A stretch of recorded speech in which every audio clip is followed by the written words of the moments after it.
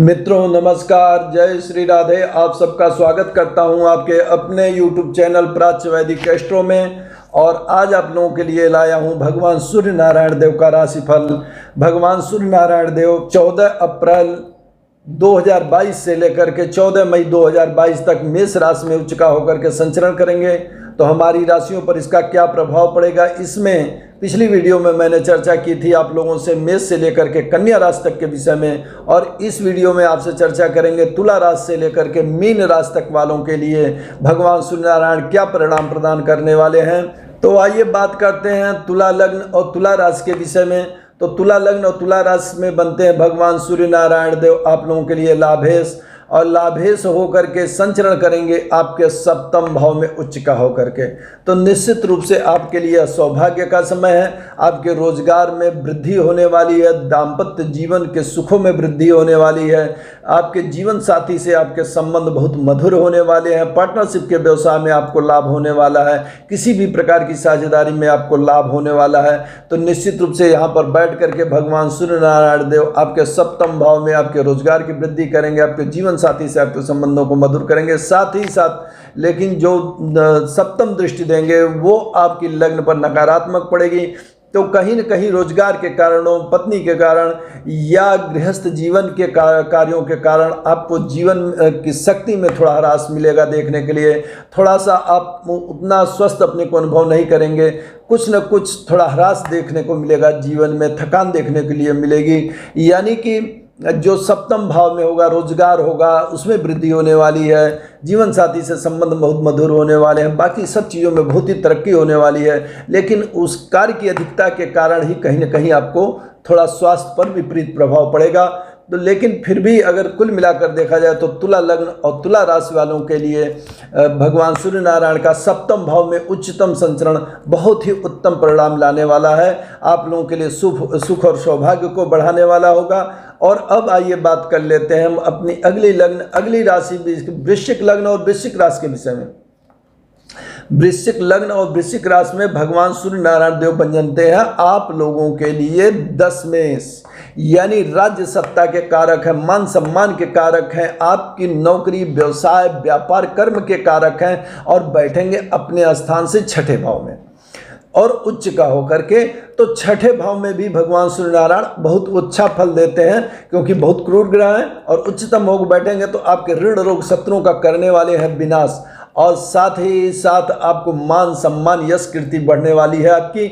यदि आप नौकरी में हैं तो आपकी विशेष रूप से तरक्की और उन्नति होगी, क्योंकि दासत्व भाव में गए हैं, नौकरी के भाव में गए हुए हैं अभी आपके दशमाधिपति। तो जो लोग नौकरी में हैं उनके लिए समय बहुत ज़्यादा उत्तम होने वाला है।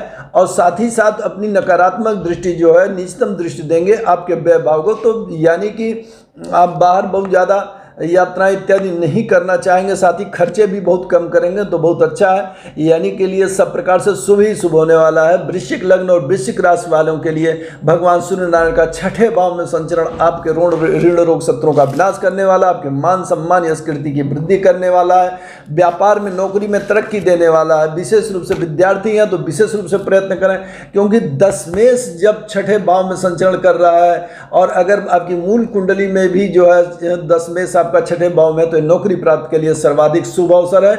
और अब आप आइए बात कर लेते हैं अगली राशि धनु लग्न और धनु राशि के विषय में। और धनु लग्न और धनु राशि के लिए भगवान सूर्य नारायण बन जाते हैं भाग्येश, और भाग्य के अधिपति होकर के संचरण करेंगे आपके पंचम भाव में। यानी कि एक त्रिकोण का मालिक दूसरे त्रिकोण में पहुंच जाएगा उच्च का होकर के। तो निश्चित रूप से आपके लिए सौभाग्य का समय है। आपके प्रेम संबंध में वृद्धि होने वाली है, प्रगाढ़ता आने वाली है, पुत्र पुत्रियों से संबंधों में प्रगाढ़ता आने वाली है, आपकी यश कीर्ति फैलने वाली है, लोगों में आपकी लोकप्रियता बढ़ने वाली है, लाभ आपका बढ़ने वाला है। यानी हर प्रकार से सूर्य नारायण देव यहाँ उच्च का होकर के जब बैठेंगे धनु लग्न धनु राशि में, तो आपके लिए सब प्रकार से जो है उत्तम फल प्रदान करने वाले हैं। साथ ही उनकी नकारात्मक दृष्टि सप्तम दृष्टि पड़ेगी आपके लाभ भाव पर। तो नकारात्मक दृष्टि देंगे तो भी बस इतना ही है कि आप जहाँ पुत्र पुत्रियों के रिलेशन को, लोगों से अपने प्रेम संबंधों को जो है जहाँ वरीयता देंगे वहीं थोड़ा सा लाभ पर आपकी दृष्टि कम रहेगी, फिर भी आपको लाभ आएगा। निश्चित रूप से लोगों की लोकप्रियता से आपको लाभ आएगा। तो भगवान सूर्य नारायण का जो है पंचम भाव में संचरण करना, आपका धर्म कार्यों में आपकी रुचि होगी, धार्मिक यात्राएं आप करेंगे, यानी कि सब प्रकार से आपके मान सम्मान यश कीर्ति में वृद्धि होने वाली है। निश्चित रूप से धनु लग्न और धनु राशि वालों के लिए भगवान सूर्य नारायण का यह गोचर बहुत ही उत्तम परिणाम लाने वाला है। अब आइए बात कर लेते हैं हम अपनी अगली लग्न, अगली राशि मकर लग्न और मकर राशि के विषय में। मित्रों, मकर लग्न और मकर राशि में भगवान सूर्य नारायण देव बन जाते हैं आप लोगों के लिए अष्टम भाव के अधिपति बनते हैं और साथ ही साथ संचरण करेंगे आपके चतुर्थ भाव में। अष्टमेश चतुर्थ भाव में उच्च का होकर के संचरण करेगा तो निश्चित रूप से जो है अष्टमेश हो गए तो दुख तकलीफों के कारक हैं, लेकिन भगवान सूर्य नारायण को बहुत ही अष्टमेश का बहुत ज़्यादा दोष नहीं लगता है, क्योंकि वे सिर्फ एक ही राशि के स्वामी हैं। तो ये दूषित नहीं होते, उस तरह से दूषित नहीं होते हैं जैसे अन्य ग्रह दूषित हो जाते हैं, यानी कि नॉर्मल स्वभाव से प्रभाव प्रदान करते हैं। उच्च का होकर के बैठेंगे आपके जो है भूम भवन वाहन भाव में, तो निश्चित रूप से भूम भवन वाहन की तरक्की होने वाली है।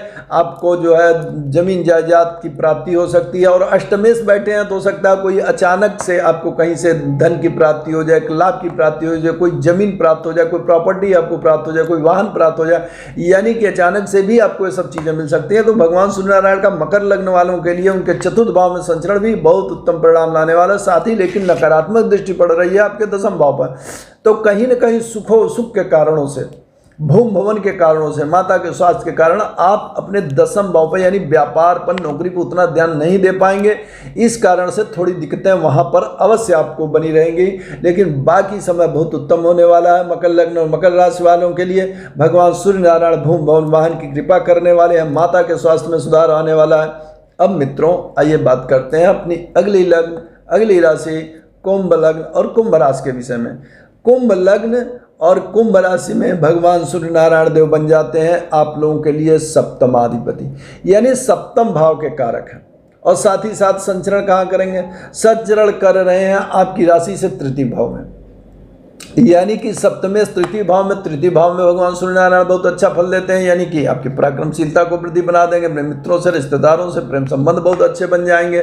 साथ ही साथ आपके जीवन साथी से भी आपके संबंध मधुर होने वाले हैं, आपके रोजगार में वृद्धि होने वाली है, आपके पार्टनरशिप के व्यवसाय में आपकी वृद्धि होने वाली है। यानी भगवान सूर्य नारायण तृतीय भाव में बैठ करके उच्च का होकर के बैठेंगे तो निश्चित रूप से आपकी ये सब चीज़ों की वृद्धि होनी। लेकिन हाँ, नकारात्मक दृष्टि पड़ रही है धर्म पर, भाव पर, तो कहीं न कहीं भाग्य का उतना साथ नहीं मिलेगा। भाग्य में कुछ न कुछ कमी कमजोरी आपको देखने मिलेगी और आपका विश्वास भी ज़्यादा आपके अपने पराक्रम पर रहेगा, अपनी पराक्रमशीलता पर रहेगा। तो निश्चित रूप से यह समय आपको पराक्रम करने का ही है, आप पराक्रम पर ही भरोसा करें, क्योंकि धर्म से अभी आपको सहायता थोड़ी कम मिलेगी। और लेकिन फिर भी जो संचरण है भगवान सूर्य नारायण का कुंभ लग्न कुंभ राशि वालों के लिए भी उत्तम फल देने वाला है, अच्छा फल देने वाला है। और अब आइए बात करते हैं हम अपनी अगली लग्न अगली राशि मीन लग्न और मीन राशि के विषय में। तो मीन लग्न और मीन राशि में भगवान सूर्य नारायण देव बन जाते हैं आप लोगों के लिए खष्टाधिपति, यानी खष्ट भाव, ऋण रोग शत्रु के कारक हैं।